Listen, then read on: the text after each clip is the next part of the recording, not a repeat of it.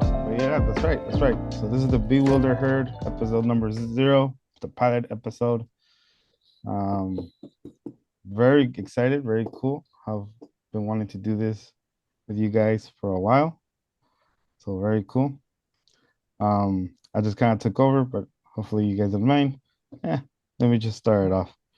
Um, I will quickly introduce myself. I am Jose or Hoser for all of my college buddies, and I am joined by two of the finest intellectuals that I've ever met for the last 10 plus years. Um, Mr. Carlos and Mr. Edgar. Um, that so quick introduction by me. I'm Jose. Um, and I'm part of this bewildered herd. And then Carlos, do you want to go next and introduce yourself? Yeah, well, my name is Carlos. I'm also a very proud member of the Bewildered Herd. Yeah, That's about it for there you now. go. There you go. Um, one of the coolest a cool thing and one of the things that I think stands out is that we're doing this through uh remote type of remote software, and the reason is because Dr. Carlos is not here. So we need to do this. Yeah, um Edgar needs to introduce himself too. I know I'm getting there. Relax, but yeah. Uh, so last person, Edgar, introduce yourself real quick. Yeah, you guys had some weak ass introductions. You guys under the shoulder yourself. So Jose fucking used to be a DJ. You got your master's, Jose, or just I did get my master's. this Yeah, who has his yeah. master's degree, and then Carlos is the fucking doctor, Dr. Dawes. Oh, not yet, right? Yeah, Almost. Not yet, not not yet. yet. Yeah, but soon he'll be Dr. Dawes. Yeah. Uh, He almost has his PhD. yeah. PhD. So yeah, me, I'm Edgar. Uh, I'm not like these cats. I'm from LA, so I'll have a different Oh. perspective. Oh. And yeah, I also got my master's, professional engineer, uh, boxing, hiker, mentor, th different roles. I like that. I like how Edgar really shows up and says like he highlights himself, right? Carlos just said, "I'm just Carlos." Yeah, I mean, I don't know, man. I don't like to advertise myself really. I should really work on it Mm, if I want to progress through life and, have a career. And yeah, one of the future topics, whoever the fuck is the writing notes, it's called imposter syndrome. And I oh, think that's good. Latinos in general suffer, well, a lot of minorities like suffer from it. But Hmm. that's Yeah. a topic for another day. All right, so for today's topic, who's introducing it? I I can go. Us? Yeah, I Go for think it. Yeah, I Mr. should introduce Dust. it. Yeah. So the topic of today, is really thinking about democracy and how media influences democracy and our conceptions of what it is. And it's really related to the name of the group or the name of this pilot episode, which is The Bewildered Herd, as I will share. And the bulk, if not all of what I'm about to present, is contained in a book called Media Control: The Spectacular Achievements of Propaganda. And the author of that is my intellectual hero, Noam Chomsky. He's basically called the most cited living intellectual. Uh, Intellectuals and academics care about citations. So if you go and publish a paper and you get a bunch of citations, that means people are talking about your work, which is either a good thing that people are referencing your work and building off of it, or if you get cited for the wrong reasons, meaning everyone's calling your shit out that it's not correct. So Chomsky is probably cited for, I don't know, for both reasons, depending on where you stand on, but dude is very widely cited. And that's kind of the intro to the topic up to now. Any questions, comments, warnings, viewer discretions are advised. No, so what book did you say it was from? Media Does that control. media control? I was looking it up when you mentioned it, and I saw it. It was a it was another there was another book back in the 20s called Public Opinion. Yep. Yeah, and so I was like, oh wow. So in the 20s, you were already starting to think about uh this idea, right? About propaganda and how it influences us, right? Can influence democracy. Um Yeah, uh so I got a PowerPoint. I plan so for it to be 5 minutes. hmm, Whenever we're ready, we can yeah. go. Do you have any questions about it, Edgar? No, I was gonna ask if you're gonna share the PowerPoint, but go for it. Yeah. Yeah, go for it. All right, cool. So I'm going to share the screen.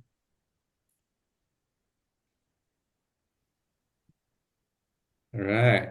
You guys can, according to Zoom, see the screen, right? Yeah. Mhm. Cool. So it's a little busy with the text, but we'll go over it point by point. The main idea of this slide is that in general, there's like two different conceptions of what a democracy is. And the first definition that I have on the slide is basically what everyone tends to think when they think of the word democracy and would be something that you could find up in a dictionary, right? Just basically you have open information, open access, people make, in theory, informed choices and they go and cast their ballot every now and then, and they have a meaningful say in how their lives are structured through voting. And then the second one is one that is kind of a little counterintuitive, and it's basically saying that people shouldn't be running their own affairs. People should be told what to think, how to think, and when to think. And the access and information that you give to the public is precisely meant to keep people in that kind of corral. And what I think is really interesting about this is that that second counterintuitive definition of what democracy is actually what we have. And it's been going on for a long time, both operationally and in theory. Operationally, I mean by like this is the way shit runs. And in theory, I mean intellectuals, people have been thinking about what democracy is and its role in society, and this is what they've largely agreed on. The second definition, not the first one. And so, like I said, if you guys have any comments at any time, let me know, or we could always go back to the slide. So so you're saying that intellectuals or thinkers have thought that democracy has been mainly that second point. Not that Um, it has been, but that it should be. or that it should be in order for it to work. Yeah, Oh, okay. yeah, Huh. yeah. And so, if they think it should be that way, then they're gonna, they're gonna get their hands dirty to make it that way. Mhm. And Direct. this notion of democracy being that way, like I have in the deck, is all the way from 17th century England, and I would argue that it runs right up to the present.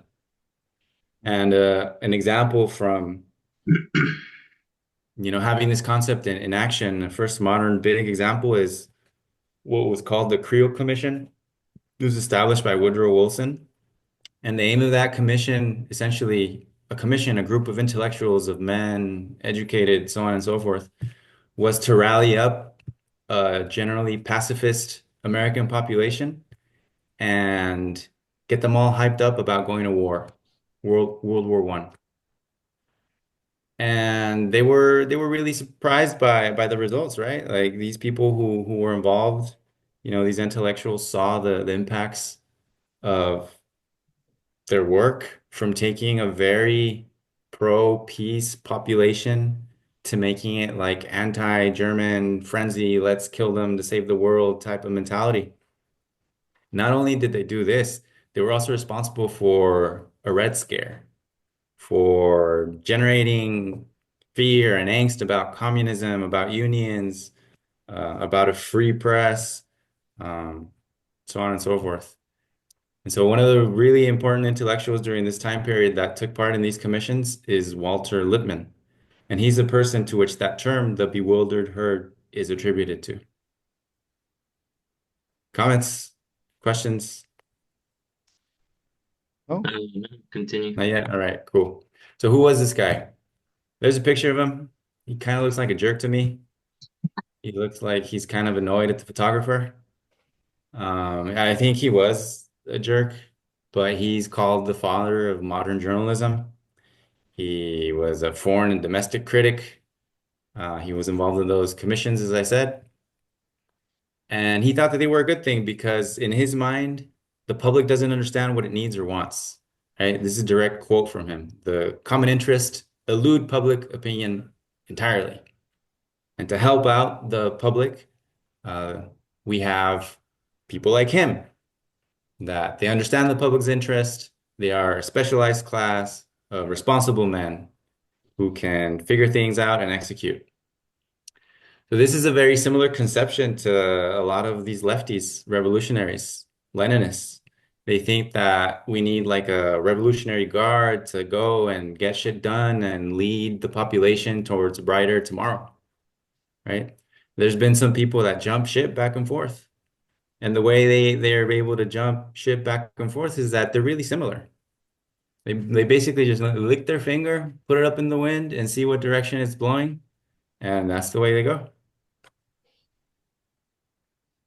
So, yeah, he coined the term the bewildered herd. He basically said that in a functioning democracy, you have two types of individuals. You have movers and shakers, a very specialized class of individuals who are able to execute shit and make things run. And then you have us. You have the bewildered herd. We're supposed to be spectators. We are not supposed to participate in managing our affairs actively. Every so often, we go to the ballot and elect a leader that's been pre-selected by the ruling class. And the whole logic behind this is that people are just too dumb to manage their own affairs. And if they do, they're going to mess things up. The implicit thing here is like for who are people going to mess shit up for? And it's the elite. And then there's also an implicit idea behind this is who does this specialized class work for? The owners of society. You got to work for power. You have to administer power on their behalf and run things. And so that's kind of the idea of the bewildered herd in a nutshell. Maybe I have one more. Oh, yeah. And so how do you maintain this machine going, right? You have to get people like some tolerable sense of what the world is. But you create this conception of what the world is by giving them a system of belief and some values that are provided mostly by the media and our educational system, right? And then you might think that, oh, this Walter Lippmann dude was a crazy ass who wanted to disenfranchise people. But there's a lot of examples, like I said, of like intellectuals that have like this same vein of thought. I don't know who either of these people are, Reinhold Niebuhr or Harold Laswell, but they seem like big shot intellectuals, people who at least Chomsky talks about. I give him the benefit of the doubt.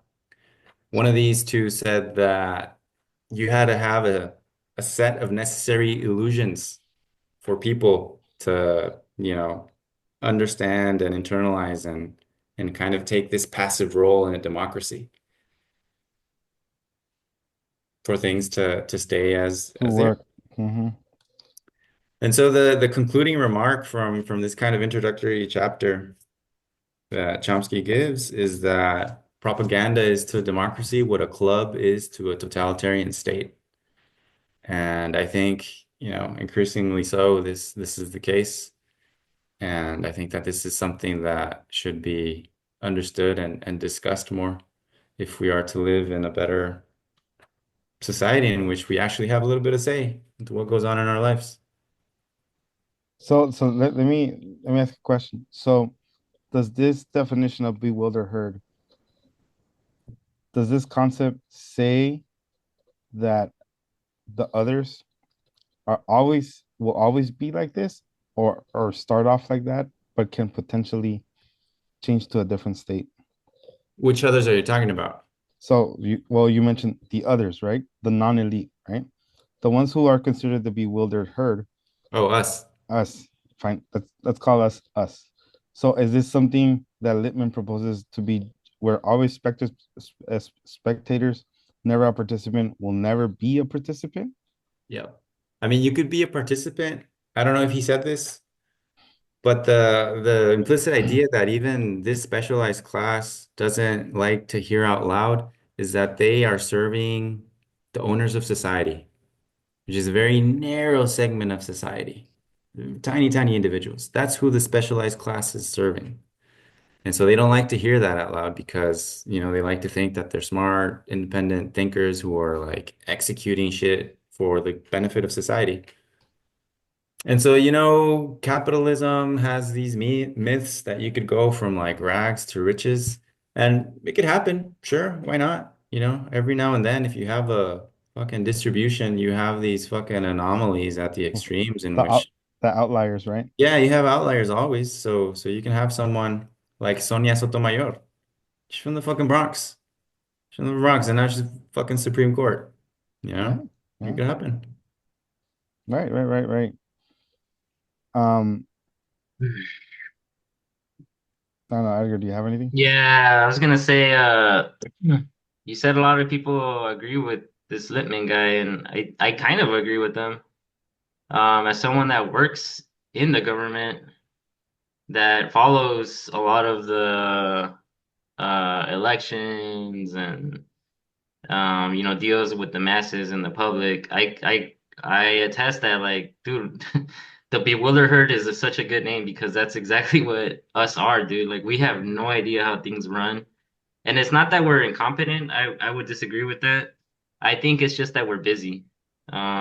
The masses at like this state are very busy, and maybe it's like that by design, but we got bills to pay, we got kids to take care of. Dude, the last thing I need is like to figure out who the heck is this council member from District 7 and like who is this guy, right? Like I don't have time for that.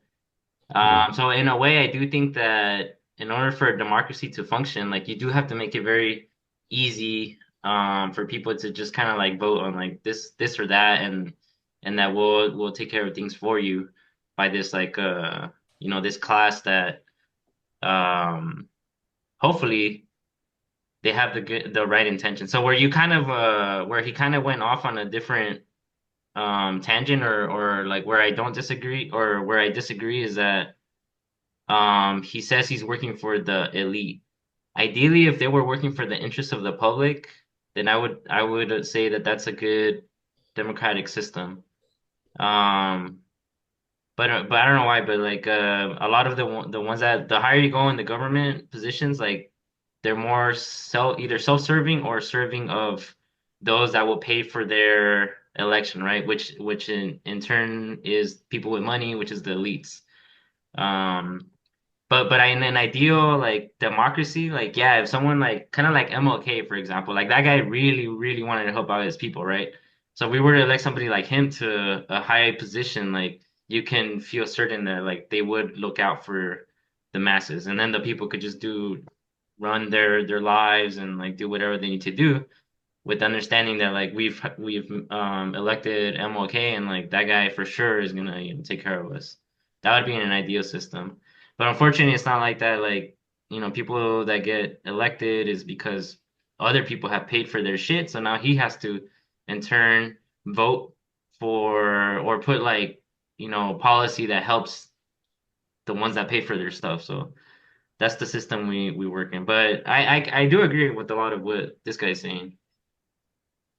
Yeah, and that's to me is like the spectacular achievement of propaganda that they have instilled us with beliefs, attitudes, uh, ways to approach the world that are very narrowly designed, right? Like you mentioned this example of like hypothetically, like if MLK was around and if he were to get elected, then you'd know that he'd have people's back and that he'd do things in such a way that would benefit people for the public good. Doesn't work that way. By design, the system doesn't work that way. Even if that were to happen, like the way things are set up, like you said, and you came full circle, like, oh, but you got to pay back the political donors, Yeah. and then you're governing kind of like thinking of of them, like the political donors being your true constituents, right? Yeah, yeah, that's and not only that, but MLK was killed. Like he was a threat to the system. That's what was eliminated, right? He was killed once he started talking about militarism, colonialism, and racism. And when he started making international connections, right? He started talking about Vietnam Mm. and they killed him. So yeah. So yeah, we I mean ideally like what he's saying would work if the people that were elected did have the interests of the public at hand, but I don't think they do. I think they have the interest of those who paid for their position. Um, and yeah, I agree that the media is the tool to like get people. I mean, you could just see like the amount of money that goes into ads before an election is like insane. Like they spend like billions or like hundreds of millions of dollars to get you to vote for like this person, right? Because Yeah. at the end of the day, we do have a lot of power. Like voting is pretty powerful. You can't create policy without electing a certain person. So your vote does matter. Um, but unfortunately, like people are just too busy. They kind of make up their life. I read some statistic that like a lot of people make up their mind like the day of that they're gonna vote. Just from like propaganda and stuff. So it is a very powerful tool.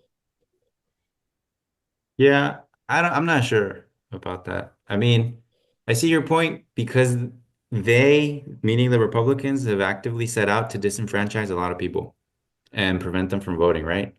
If voting didn't matter, why would they go and gerrymander districts? Why would they make it hard for people to vote, right? Apparently it does matter.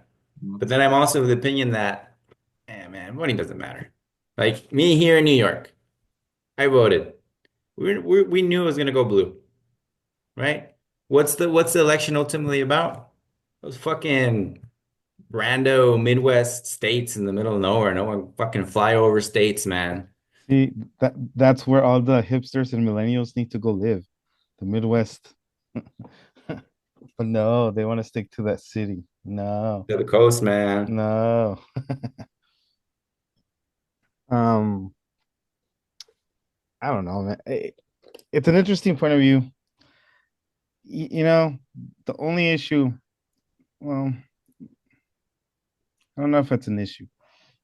And I don't know if it's the only one. No, that the problem I have with that definition of just being spectators, it almost kind of makes you feel like I think I think they're hurting more us or the others than helping them in the sense that it's almost like making you feel like, well then, dude, you're just the cattle. You're just the rest. What's your purpose? Why even bother? It almost I almost get that sense. It's like, why even bother? Why even bother voting? Why even bother just caring about these things? Just go go watch some propaganda in my current source and just do what I do as I say. And it's kind of like, no, I feel like we have a little bit more of a free will. Sure, we may not influence certain heavier things, like say like stock marketers, for example, something like that. But maybe we can. I mean, there was the GameStop guys, right? They shook it up a little bit. The Bitcoin coin guys, although it's not it's not seen as a currency just yet, I think, or it's about to. It made people pay attention, right? So, that term is just kind of like, I don't know. It's like maybe it's that myself cannot come to terms with it yet, because when you're exposed to something that maybe it's like that. Wait, Jose, But are you then saying that you don't think it is like that, or that you no, wish it wasn't like that? I don't think so. You Like don't think it's like that right now? no, I think it looks like that, it feels like that, but is it really like that? Like I think we do have some influence, Hmm. but I can't tell you what it is. I mean, I can tell you, we could look for evidence. What's Right. the percentage of the population that votes? What's the percentage of the population that voted in the last presidential elections that got Donald Trump elected? I don't think it's high. I don't think it's Yeah, well, it's not high. It's not high, right? If it's high, it's maybe like a third. A third of eligible voters went and voted. I mean, what does that tell you? It goes exactly to your point of being kind of apathetic, like why bother? yeah. And so you don't think like these radical intellectuals giving out a term like you're just a bewildered herd. You don't think that instead of raising them up like the Lenin conception, and they're bringing them down? You don't think That's that's exactly what they wanted to do. That's exactly what they want us to do. They want us to feel isolated. They want us to feel apathetic. They want us to feel that people don't think like we do, that we're isolated, and they don't want us to organize in our communities.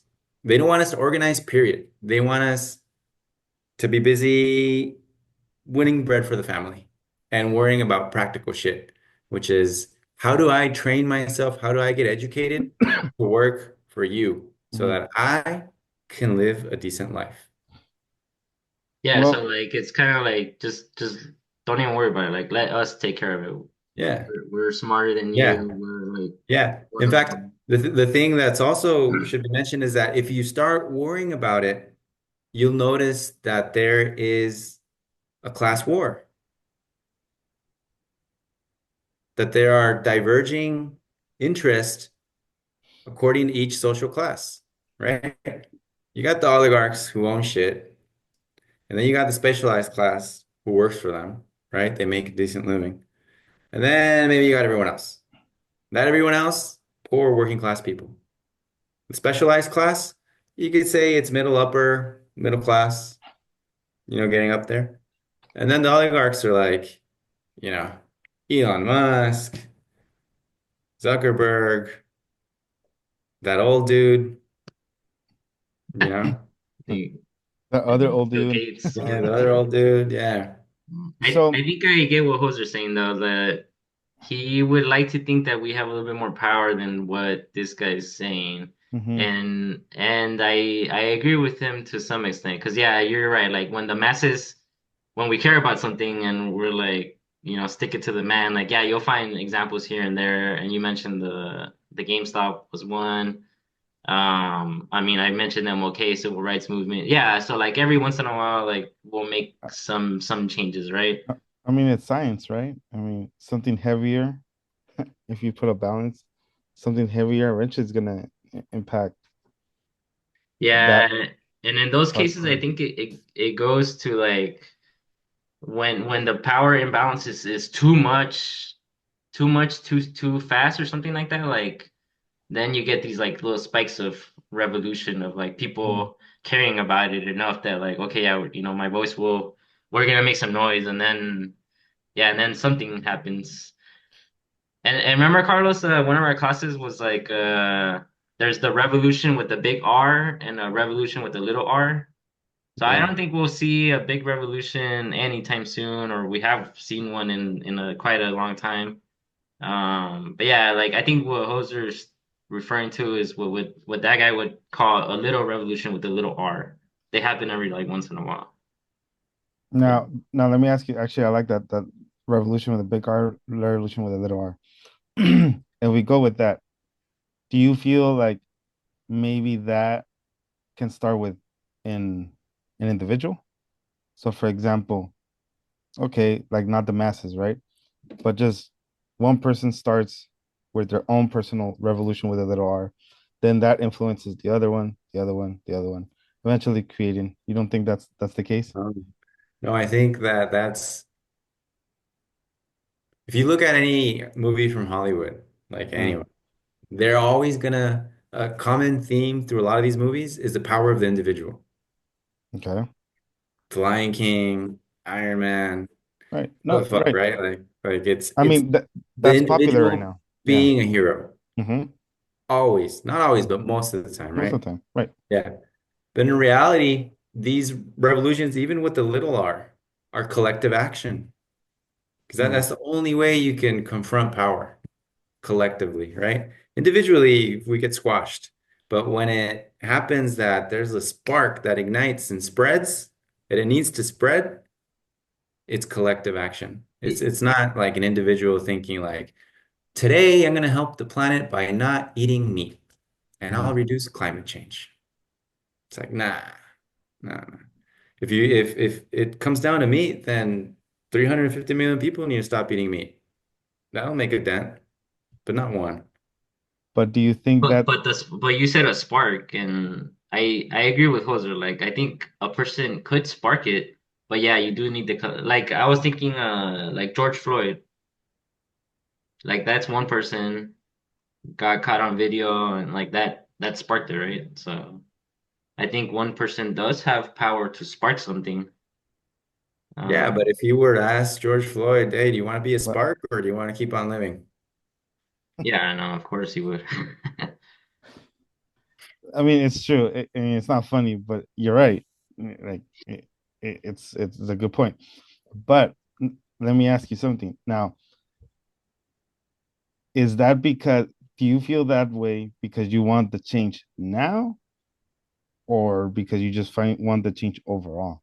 No, because it was people have been feeling like that for a long time, and this is like I said, it's just it got to the point where like I can't take this shit anymore. I need to, I got angry like because of Like, it's just like, been going on for such a long time that like like I'm fed up with enough. this shit. Yeah, like enough is Yeah, enough enough. with this, and like Mhm. it already had a shitload of fuel. There's fucking gasoline on the fire, and this was just like the little spark that like incinerated everything that was already there. Mhm. This is during the So, pandemic too, right? yeah, Yeah. that's even crazier. So let me ask something else, like, and change it a little bit of gears and kind of focus more on the propaganda side of things. Um, because that's kind of one of the main things about this term, right? The bewildered herd. So you showed on your slide the typical propaganda. Hey, let's hate the Germans. Hey, let's, so you can kind of like get back behind my ideal, right? How do you feel that propaganda is changing with the change of media right now? Because one of the things I've thought, I don't know, or I don't know if I want to believe this, but I'm thinking maybe this is what's happening, is that little by little the common media formats are losing its power to tech. And although the elite, oh, they control everything, I don't think they quite grasp how powerful that is. And the reason why I say that is because the online format that we have is running wild, running out of control. So do you think do you think it's the same thing? It's just wrapped in another different, Yeah. yeah, you don't I think mean, that's I gonna would ever change? I would disagree with that last statement you said about the online communication forum running out of control. I think it's precisely the opposite. I think that X, formerly Twitter, Mm-hmm, is managed in such a way as to encourage a certain type of viewpoint, mm-hmm, mainly right, nationalist, white male propaganda bullshit. mm-hmm, And it is very obedient when there is a threat coming from the left and certain posts need to be removed that are detrimental to the interest of governments.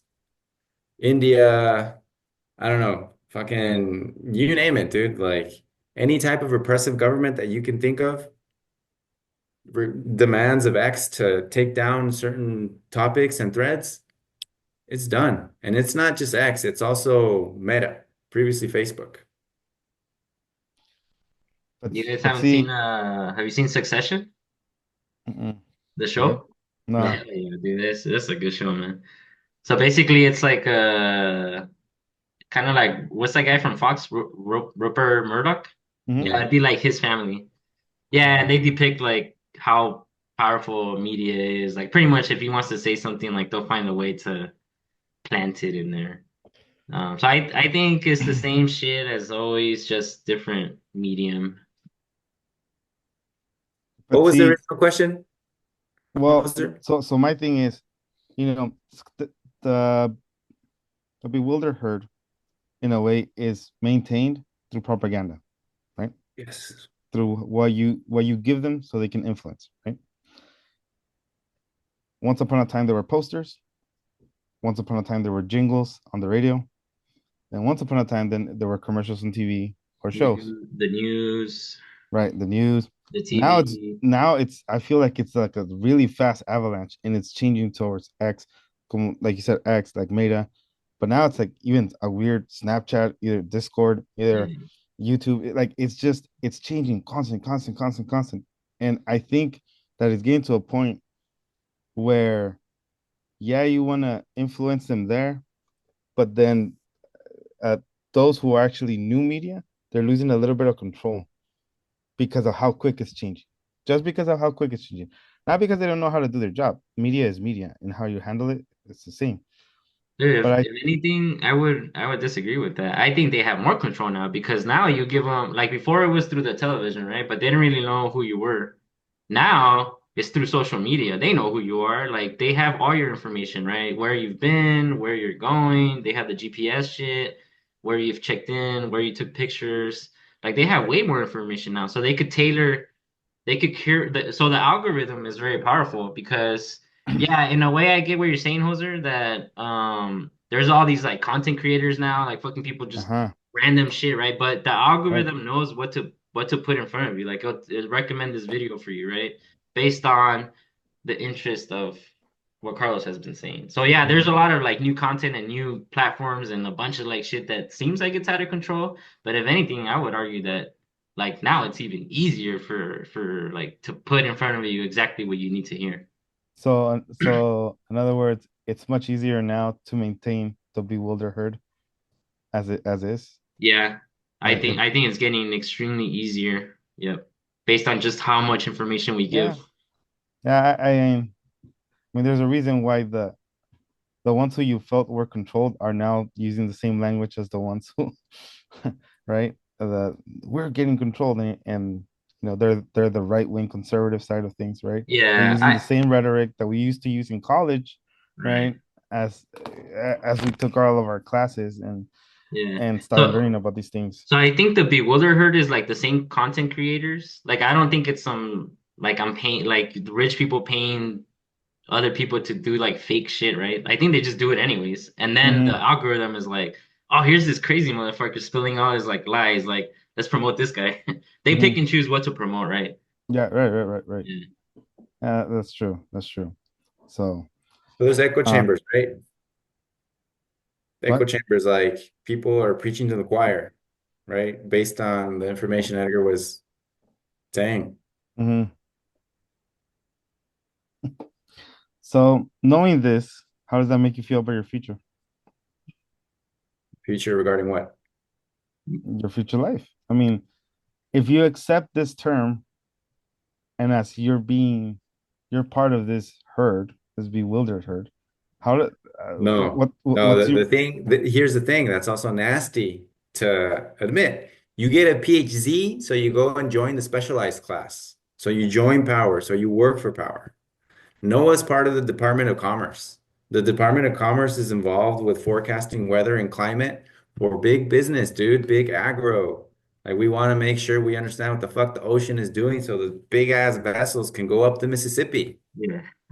Not because we're good people. No. Yeah, yeah. It's so that like yeah, because that's a growing part for businesses is understanding Yeah. like especially for insurances, like they really need to Risk. know. Yeah, Risk. risk. Yeah, yeah. Okay. So this is the thing, like I know this, yet I have no other choice but to try and join like a specialized class of like a number crutcher and like figure maker and like, this is what we understand is happening. And that's the hard pill to swallow, right? Like we're still at the mercy of the ruling class. so then you're still back in part of the herd? Of course. No, wait. Yes and no, right? Yes and no. Okay, Like if elaborate. if I if I'm producing analysis from sophisticated cloud resolving models or global climate models, I'm part of a small segment of the population that works with that shit and is able to do something with it and has the access to go and work with it, right? Hmm. So that's kind of specialized class, but I'm definitely still part of the bewildered herd, right? Because I'm kind of powerless unless I'm part of a collective of a movement to have a meaningful say in how I'd like my day-to-day life being organized and run, right? So it's both for me. So when are you fully in that category? Of what? Specialized class for No, me? the herd category. Um, like a concrete definition, I would go with income. Okay. Yeah. If you are not part, if you aren't part of your top 1% income earner of whatever the fuck locality you're from, in my opinion, you're part of the wildered herd. Agreed. It's a hard pill to swallow, in my opinion. That's Yeah, it is for me too, man. like just like think about that for a second, right? Because that's who we grew up with, that's who we saw, that's who we are to a certain extent. That's yeah, that's a little takes you a bit back. Yeah, our Um, personalities are coming out here because Carlos is like, this is the way it is, and this is the way it's gonna be. Tough luck. Not But necessarily. but Hoser is like, fuck, this is too depressing. I want to feel like I can make a difference. So He- Hoser, I'm gonna tell you, dude, you could make a difference, man. You could, thank you. You're yeah. talking That to my heart. just because Carlos is saying like, this is the way it is, and this is the way it will always be. No, I never said that. I never said that this is the way it's gonna be, man. I'm saying this is the way it is. It can change. It can change. And I think the way it starts to change is when people start freeing their minds. Yes, You take a I blue agree. pill or you take a red pill. Which one do you want? The green one. No one picks the green pill.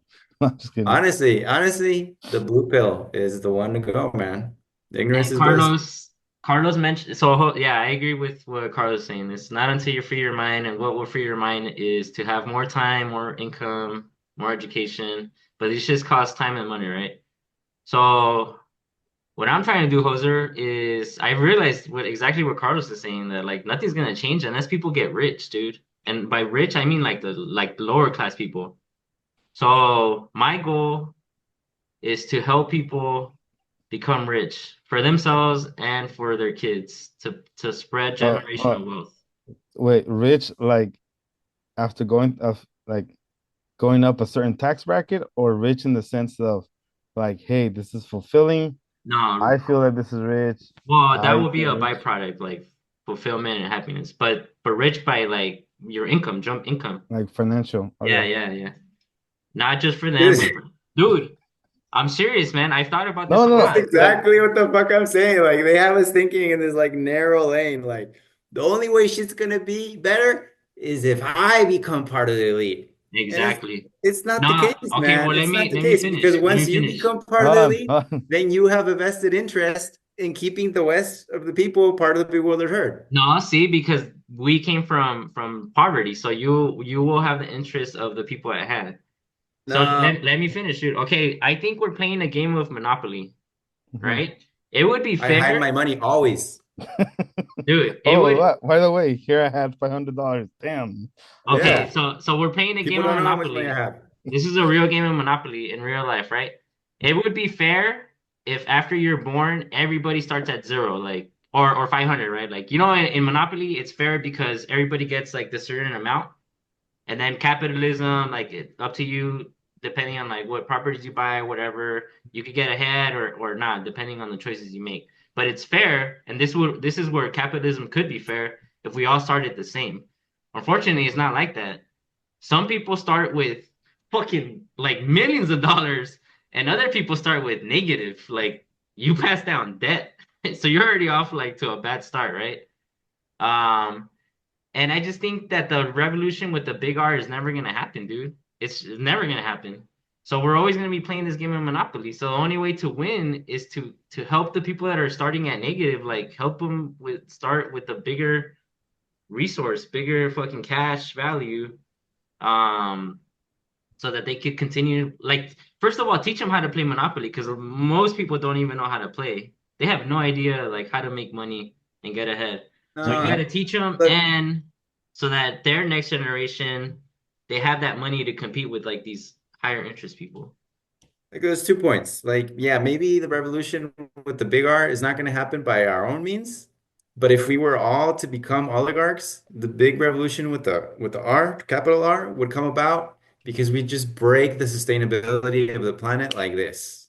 If we were all moving around in fucking jets, and if we were all eating fucking filet mignon every day, that shit will not be sustainable, man. There's finite energy and resources that the biosphere can provide. But why do you think So people maybe that'll upon be your revolution with the big R, and why we'll slowly degrade civilized society because of, climate breakdown, and that'll force us to reconnect with the earth and live more sustainably. Maybe that's the big R revolution right there.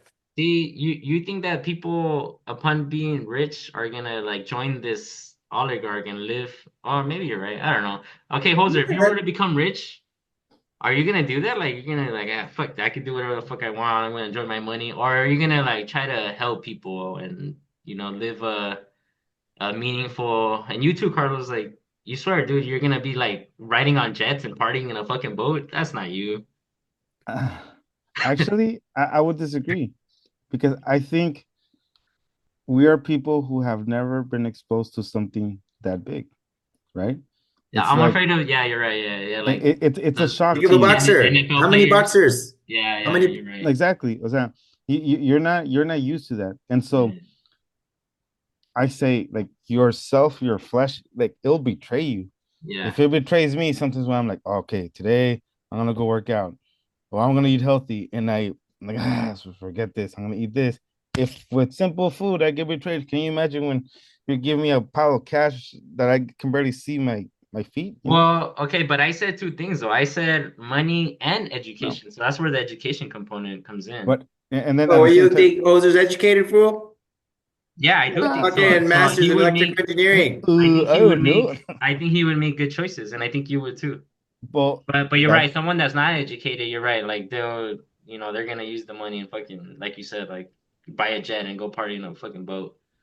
and see and but I think And they'll be the like, fuck the masses, right? I'm just gonna take care of myself. but I think the driver there is the goals and the priorities that you have, which is why I was saying like it almost seems like the term bewildered herd kind of like discourages you from saying like, well, what's my purpose of having priorities and goals in my life if I'm gonna always be a spectator, for example.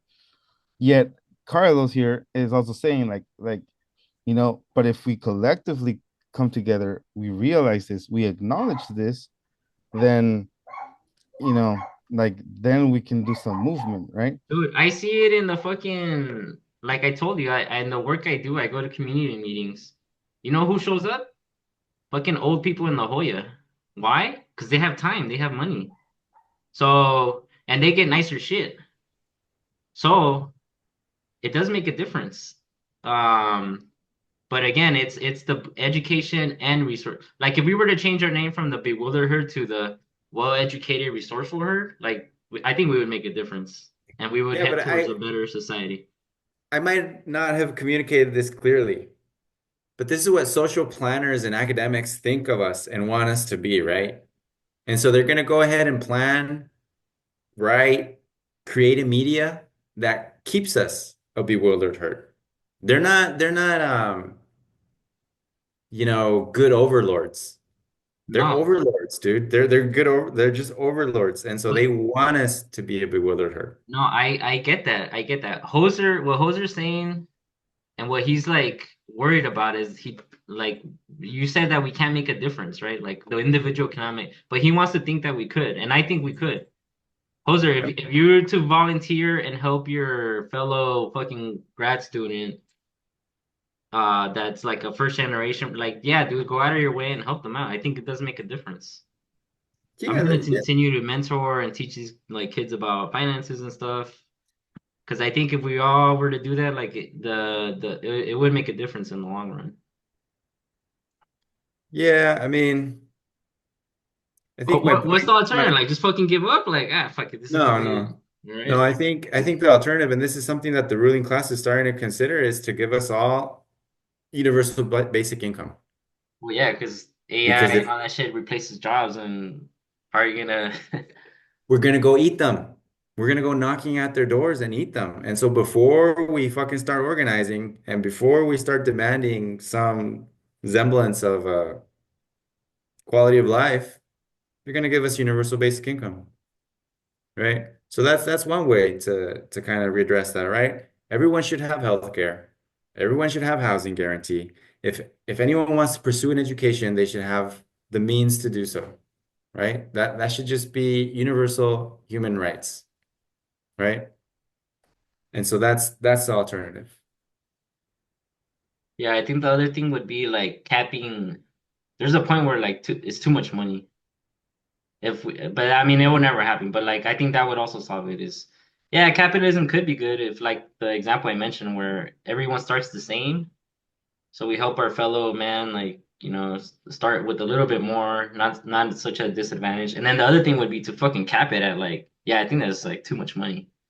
Yeah. Then we would have a better society. It's because the gap between the wealthy and the not wealthy is just way too big. Yeah. Yeah, I mean, it's keeps getting worse, right? Yeah, it's the way it is, and it's hard to change it, but that doesn't mean we should not try. Right. So take the red pill. Yes. And help others become educated so they can take the red pill. Yeah, I agree. All right, guys, it was a good episode number one. You gonna stop the share or what? The stop recording? Yeah, stop Or is it? recording. I'm gonna go climb this mountain, and I'll see you guys later.